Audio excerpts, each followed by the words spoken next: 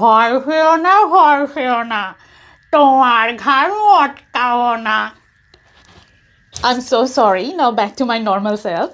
আমাদের বাঙালিদের ভূত চতুর্দশীতে ঠিক যেমন হাওয়ায় একটা অন্যরকম গন্ধ থাকে, বাড়ি তেনাদের আনাগোনা সন্ধে নামার ঠিক আগে কোনো বড় গাছের পাশ দিয়ে হেঁটে গেলে শরীরে আলতো শিহরণ জাগায় এলোমেলো হাওয়া।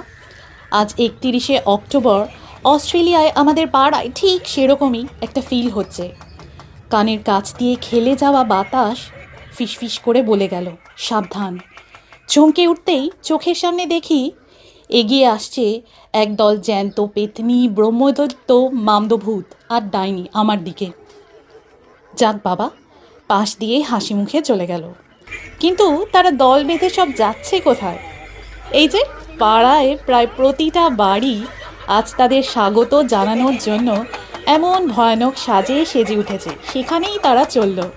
আজ এই বাড়িগুলিতে গিয়ে ট্রিক ও ট্রিটিং বললেই ভূত পেতনিদের খুশি করার জন্য তাদের হাতে যে বালতি রয়েছে তাতে ভরে দেওয়া হচ্ছে ক্যান্ডি, মানে লজেন্স, কঙ্কালের ছবিওয়ালা প্যাকেটে মোড়া ড্রাকুলার দাঁত, আর নানা রকমের রং বাহারি সমস্ত chocolate candy. After all Halloween বলে কথা, তাই ভাবলাম তোমাদেরকেও ট্রিক করি, একটু ভয় দেখাই।